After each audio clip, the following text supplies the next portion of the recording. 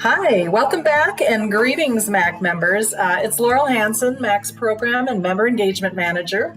I'm here with another episode of the Ask MAC Workforce Podcast, brought to you by the Metropolitan Alliance of Connected Communities. We know our sector faces ongoing challenges when it comes to workforce and that barriers exist in the current environment. This is why at MAC we launched the Workforce Solutions Initiative, and that includes these recorded conversations about real stories in today's workplace. You'll find these podcasts plus numerous other resources in our Workforce Solutions Hub on the MAC website. So on today's podcast episode, I'm joined by an amazing leader at MAC in the network, Katherine Meerse, who's the Executive Director at MAC Member Avenues for Youth. I want to welcome you, Katherine, to the MAC podcast, and really thanks for being with us today. Appreciate having you here. Thanks so much, Laurel. I'm super excited to be here and to chat with you.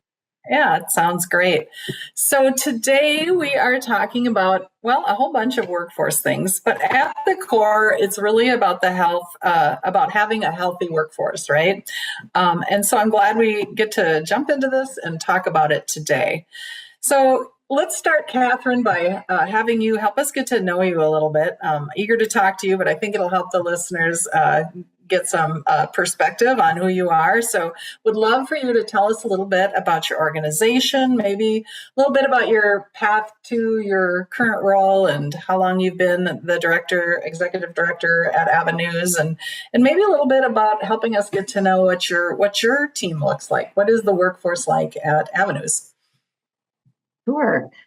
So at Avenues for Youth, we partner with youth experiencing homelessness to achieve their dreams. That is our mission.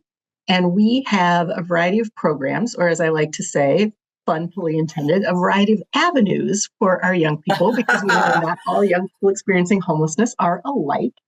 So we offer shelter and short-term housing and a whole lot of wraparound services. We have 2 physical locations that offer shelter programs and transitional housing programs. And across those 2 programs, youth can live with us for up to 19 months. One is in North Minneapolis and one is in Brooklyn Park. And then we have 2 community-based programs, one for young families, so youth-headed households, young people 18 to 24 who have children of their own. And we help them find apartments, and then we provide rental subsidies that decrease over time as they are able to take on their rent. We also have a very unique program called the Connect Host Home program that's specifically for youth who identify as LGBTQ+, and they live with people in the community who volunteer to open up their homes. Fantastic. Yeah, it's amazing. A young person can live with community volunteers for anywhere from a few nights to up to a year. And in all of those programs, a young person has a youth advocate and engagement specialist. Some organizations might call those positions case managers, but we say youth are not cases to be managed. So we have advocate and engagement specialists. We have on-site mental health services. We have on-site physician services. We have an education and career specialist. So we're really able to help young people identify what their goals are and then start to take steps to achieve those goals. And every year we support more than 300 young people, and every year more than 70% of them move out of Avenues into their own stable housing. Oh, wow, that's fantastic. Well, that's a really extensive, broad array of work that you do in the community. So I know what kind of brought you to that work, and how long have you been there? I've been at Avenues it'll be coming up on 7 years this winter. And I have worked in youth work in one form or the other for most of my life. I started out in adolescent pregnancy prevention and sexual health, and then did some work on education disparities reduction. And what really brought me to Avenues ultimately was 2 things. One, recognizing that, all of the things that I want for young people, for them to be healthy, for them to have educational opportunities, it's not clearly impossible for young people experiencing homelessness because they're super resilient, but it is harder if you don't have a home to have some other things. And so this felt like really kind of getting to a root, getting to the root of things. And I talked when the position came along. I asked a friend who I really respect in the youth work field about what she knew about Avenues, and she said, "Oh, Avenues does the best youth work of anybody in the Twin Cities." And I was like, "Sold!" Oh, And rah, rah. That's I know. great. Yeah, it's Well, no really wonder you came on board. yeah. We have, and you ask about the workforce, and we just have this amazing team of folks. So the youth, Black, Indigenous, and youth of color, and LGBTQ youth are very overrepresented in the population of youth Yeah. experiencing homelessness. And we work really hard to have our workforce resemble the youth that we support. So we have a very diverse workforce. 67% of our staff are BIPOC, for example. So it's an amazing group of folks. It's a very diverse group of folks, and both of our shelters are 24/7. So we have people working every day, every hour, round the clock. Well, that's demanding as an demanding. executive director. How many folks on your team? We have about 35 full-time equivalents, and then because we are a 24/7 operation, we do have a pretty robust roster of on-call staff, and usually try to keep around another 15, 16 folks in the on-call roster. Yeah. Well, that's helpful for us to get to know what your team looks like, and I know that you have some very very interesting and I think forward-thinking approaches to team management, and that's really why I invited you and reached out and said, "Hey, Katherine, I want to hear from you a little bit about how you're leading this team." And we know leadership's evolving too, right? It's not the same running an organization and in a hierarchical situation. It's not the same anymore, right? It's evolving and changing, and so. So I want to talk to you a little bit about that. Like, I was thinking, okay, what steps has Katherine? This is what I want to ask you. What steps have you taken to intentionally uplift the workforce in your organization? How do you as a leader approach that and invest in that? Sure. So we have been on a wage equity journey for the last 3 years, and I can talk. Well, that sounds amazing. I know, it's amazing, and I'll talk more about that in a minute. But first, I wanted to say, like, that's one of the things. But some other super exciting things that we've been doing include succession planning at all levels, and really creating defined career pathways so that people can come into the organization. For example, at the entry level youth support specialist position, and understand, what do I need to do to get from here to being a youth support specialist lead, to being a youth advocate and engagement specialist, to being a program manager, to being program director, if that's kind of what I want to do. And that has been super exciting. And as a result of that work, the majority of our management team is internal promotions. Which is really exciting for us. And we have one person on staff right now who started as a youth at Avenues and who is now a manager at Avenues. Wow, that's I love it. That is a great example of investing in your workforce and giving them opportunities. We're talking a lot about promoting within right now at MAC, and how organizations can make that a planful approach to dealing with challenges around keeping positions filled. Yeah. Is that what led you to that, or what was sort of the trigger for moving the organization in that direction? In that direction, yeah. It was a conversation about succession and planning for me, because I don't have any plans to go anywhere, but it's best practice, right? We always talk about it at the leadership level, right? Right. And we worked with a consultant who said, you can actually do this at every level. It doesn't just have to be your executive director. And I was like, oh, yes. I really like the sound of that. And this feeling of I think we've always been pretty intentional about promoting from within, but it's been very sort of much based on it's not necessarily been equitable, right? Because it's sort of like somebody identifies somebody as promising, and then they work their way up, right? And so being able to really sit down and look at a position and say, what's the leap, right? What's the leap between this position and that position? And then what are some stretch assignments that you could, like, if someone is really interested in moving up, what are some stretch assignments that you can get? And so it makes it possible for anyone who wants to advance within the organization to really see what the pathways are. We've done this mostly at this point on the program side because the vast majority of our staff are in program, but we plan to do that for the rest of the agency as well. Yeah, I think that's great. As someone who's been in nonprofit work all my life, stretch assignments have rarely been tied to opportunities, right? I mean, they've just been like, here, take some more work or step into these other roles. And I think that that's such a great way to be intentional about how individuals are developing themselves and building opportunities so they don't have to leave to pursue opportunities. They can find them right there at Avenues. Right.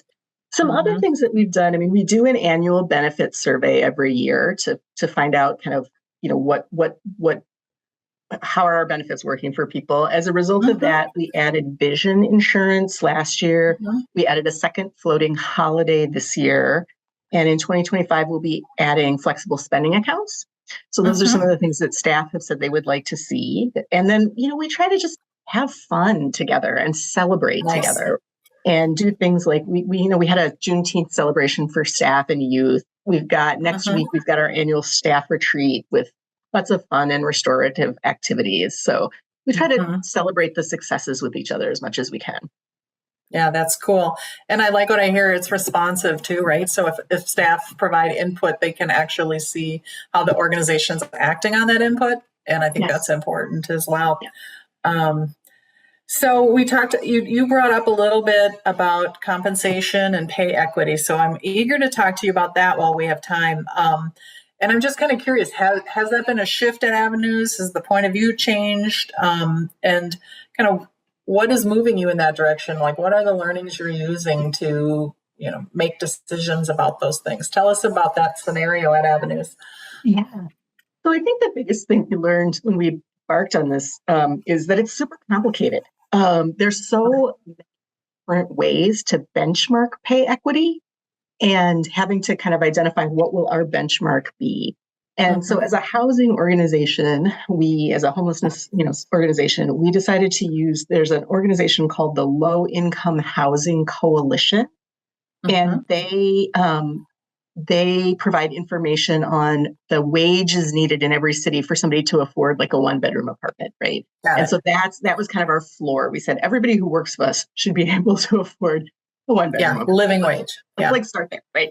And so using that as our floor, then we were able to really create more defined compensation bands and ensure equity across the bands and in the differences between the bands. So looking at not just external equity, but internal equity as well. And what does that mean at Avenues? It means that I'm not making 10 times more than what the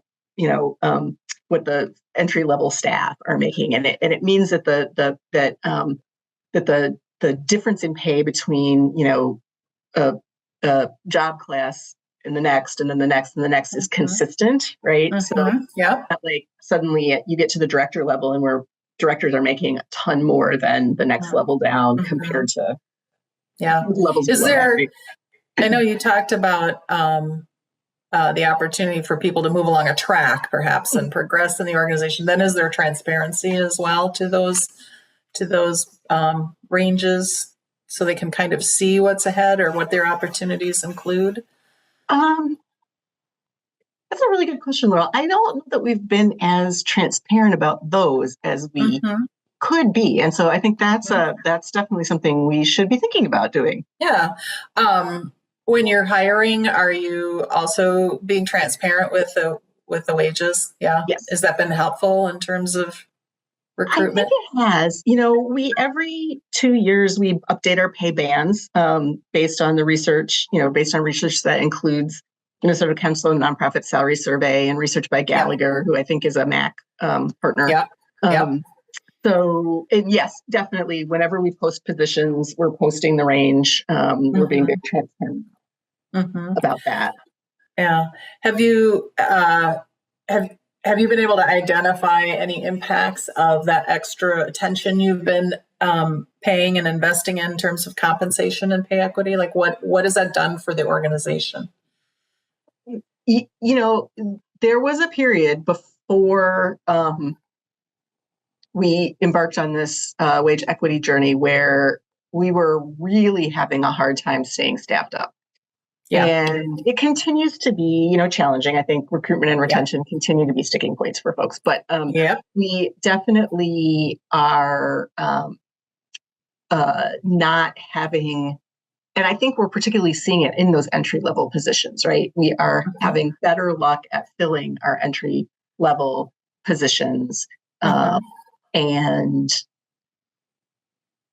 I was just meeting a new hire today, as a matter of fact. So, so a little more competitive in terms of definitely where people can enter the organization. Yeah.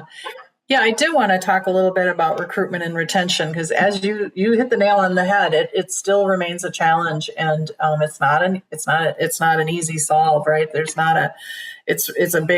obviously a bigger systemic issue, and it's especially so at nonprofits, because a lot of times we're benchmarking in our own sector, but the problem is competition with other sectors, and it is hard to potentially reach those levels, especially in government and other sectors. But you mentioned it's been difficult. You mentioned that you've paid attention to pay and pay equity and compensation. Is there anything else that you've done to improve your performance in terms of recruitment, maybe retention? Maybe it's slowing that turnover down. How do you approach that?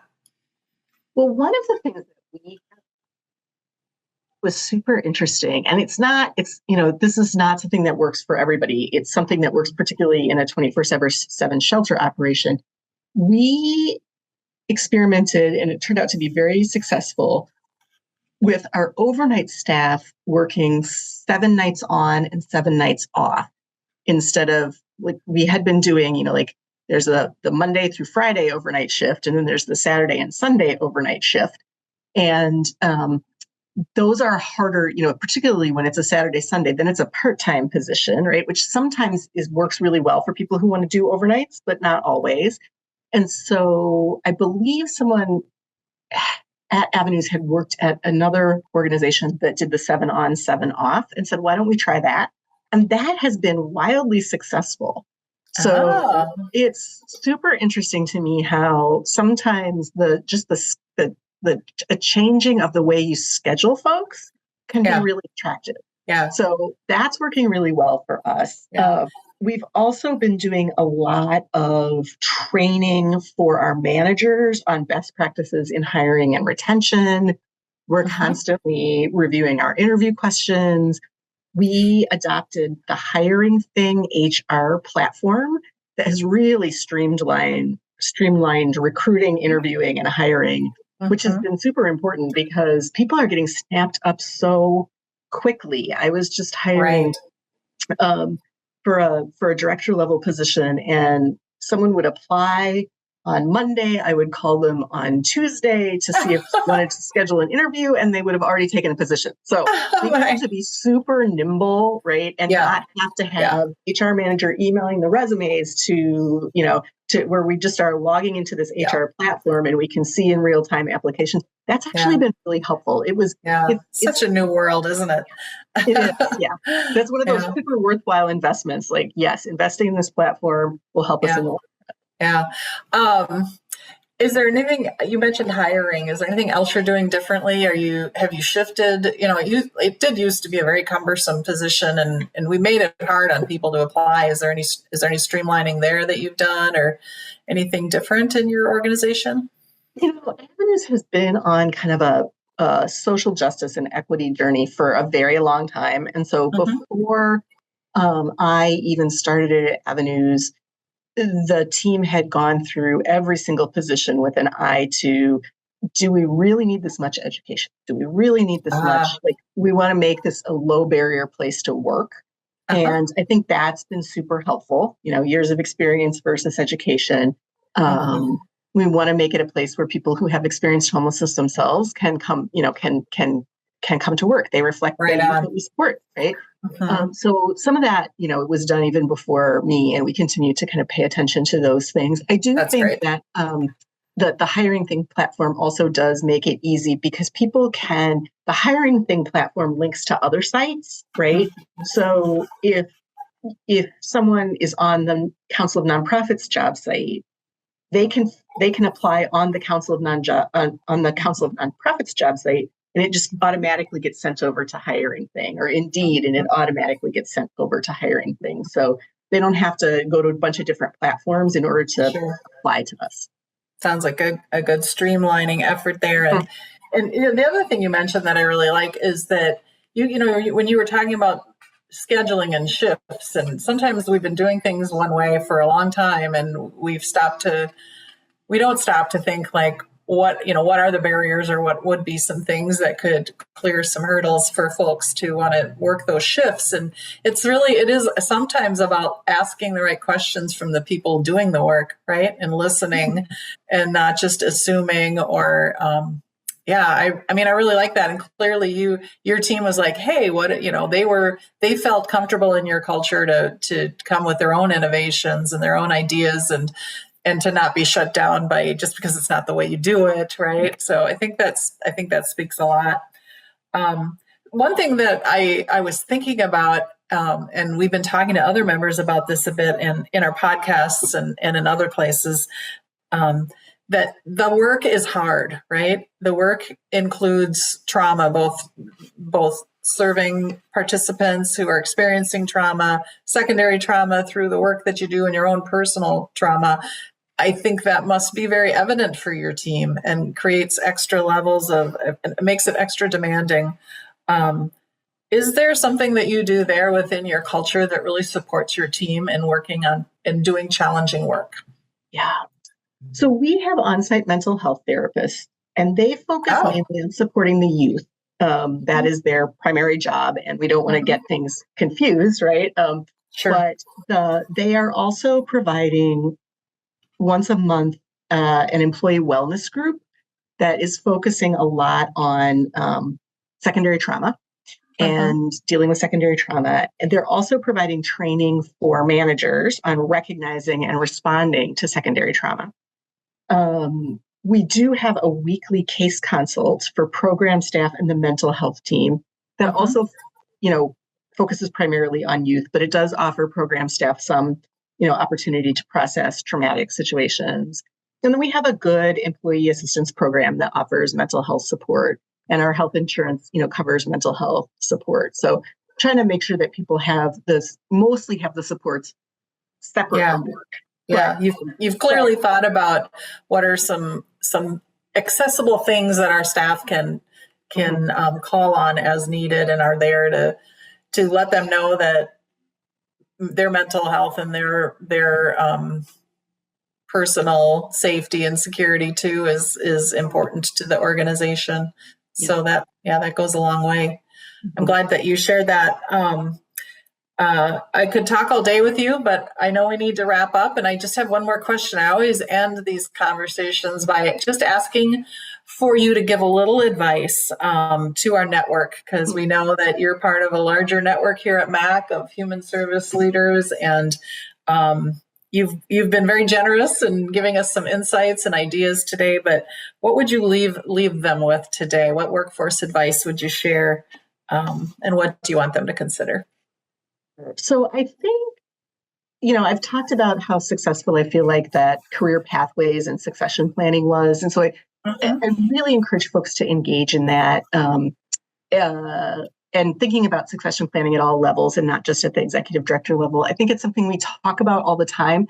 And until somebody's actually leaving, it's the thing that always gets put on the back burner, right? Because we have so much else that we're just trying to do on the day-to-day. And so really carving out the time to do that, I think, is super helpful. The other thing that going through that process really reinforced for me, and I think we kind of all know this, right? But so many of our organizations, like Avenues and so many of the MAC members, were relatively small, right? Yep. And so we aren't big enough to have a deep bench, or even a bench at all sometimes, of potential successors, right? Like we have a one-person finance shop. So that's, So I would love for the MAC network to consider whether we might do some joint leadership development, something Oh, like how timely of you to bring that up. like an executive director academy, maybe, right? For Yeah. really awesome leaders who are interested in stepping into that role, kind of giving them the opportunity to learn from us and from each other and try some of those stretch projects that actually, like you said, right? Like they're not Yeah. just because we need somebody to do this, will you take it on? But like Yeah. a stretch project that helps you actually achieve the goal of what your next step is. That's marvelous. Wise words, Katherine. And stay tuned because I'm going to be reaching out to talk to you about some things we have cooking for 2025 within the MAC network. So what a wonderful teaser that you would bring forward. And we'll need MAC member input as we develop that type of shared work together. So I'm glad we're on the same page. I'm glad we got to talk today. Thank you so much for your time and for the conversation that we're able to have, and for your sharing with the MAC Network about the Avenues for Youth organization. It's been a great conversation. Appreciate you so very much. It's just always on these podcasts terrific to hear from and learn from MAC leaders. And I'd like to thank our sponsors of this Workforce podcast as well, Ameriprise and Schultz Foundations, who've generously supported this work. MAC members, please make sure you check out the Workforce Hub. We built it for you, and we hope you find it helpful, where you'll find a variety of information and links to helpful content, including more in this series of recorded podcast conversations. So please, everyone, keep in touch. We're here to support you and our network. Thank you. Have a great day and be well. Goodbye, everyone.